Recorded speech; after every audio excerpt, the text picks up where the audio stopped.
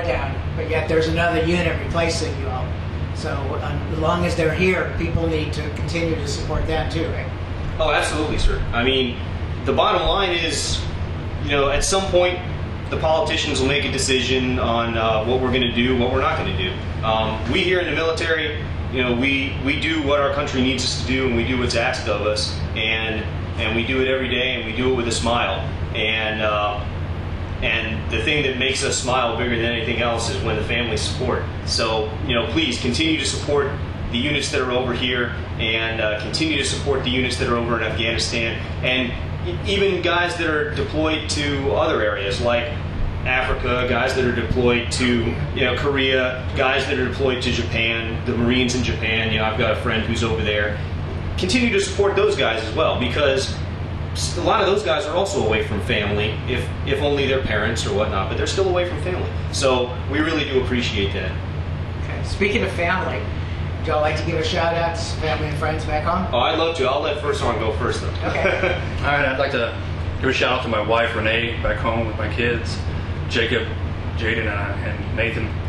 They're some of the coolest 5, 6, and 13-year-olds that I know. And I just want to say hi and thank you for your supporting me and my troop while we're here deployed. Thank you. And I would certainly be remiss if I didn't give a shout out to my wonderful fiancee, Jennifer. I proposed to her on my leave, actually, a few months ago, and she said yes. And so we're looking forward to getting married when I get back, and buying a house and settling down and doing all those great things. And I have to say thank you to my mother for all of her continued support through the years. Having an only son in the military is a tough job, especially when he's deployed, and she's handled it like an absolute champ. So I thank you so much, and all my friends back home in Yorktown, thank you so much. So our next segment is that we're actually going on a mission tonight with your unit. Want to tell us a little bit about it? Yes, sir. We've got you scheduled for a what we call a Counter IDF mission. IDF stands for indirect fire.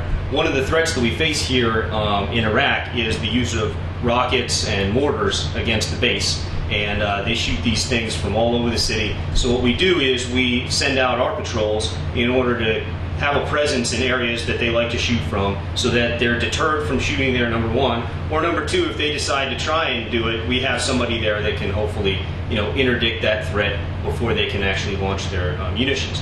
One of the things we also do on these patrols is we use what's called the roving KLE. A KLE is a key leader engagement.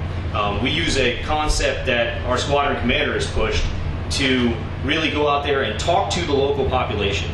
We talk to the Iraqi security forces who are in the area. We try and, you know, partner with them on the mission as much as possible. And then we also talk to people who own houses, farmers. Hey, have you noticed anything suspicious? Is there anything you want to tell us? Do you have any concerns? And we try and get a pulse for what they're feeling, so that we can hopefully give them a little bit of peace of mind and security that the Americans are here, we're working with your Iraqi security forces, and we're not only protecting ourselves, but we're protecting you as well. Because when the insurgents use these areas to shoot from, they're putting you in danger just like us. And I'll tell you that, you know, out of the last several rocket attacks, they haven't even hit the base. They've hit inside the city, they've hit civilian structures, and civilians in this city are suffering because of these terrorist influences. So one of the things we try and get across to them is, hey, we're doing this as much for your security as for our security. And you know, along with that, we hope that you'll get to see kind of how our soldiers interact and deal with the local population. And we've been hearing today from both sides, Iraqi side too, that indications that there's another country behind some of this now. Well, you know, with regards to those comments, you know, I think Admiral Mullen and the senior leaders of the United States military have said it best, and I really don't think that there's anything that at my level that I can add to that. But you know, I think that from what I've seen, the senior leaders absolutely have it right. Right. Okay. Well, thank you very much. Thank you for your service to our country. Thank you, sir. Thank you for your service. I look forward to being with your troops tonight on the mission. We look forward to having you. Thank you. Well, folks, we'll be back. As you've heard, we're getting ready to go on another mission tonight. So that'll be our next segment on YouTube and Facebook. Facebook.com/ Talking with Heroes program. That's our like page, or what used to be called a fan page. So go over there if you haven't done it already and like it, so you can see the updates that are being posted and get the videos when they go online. I am Buck Calvert, again your host of TalkingWithHeroes.com, and we'll be back with more from Iraq.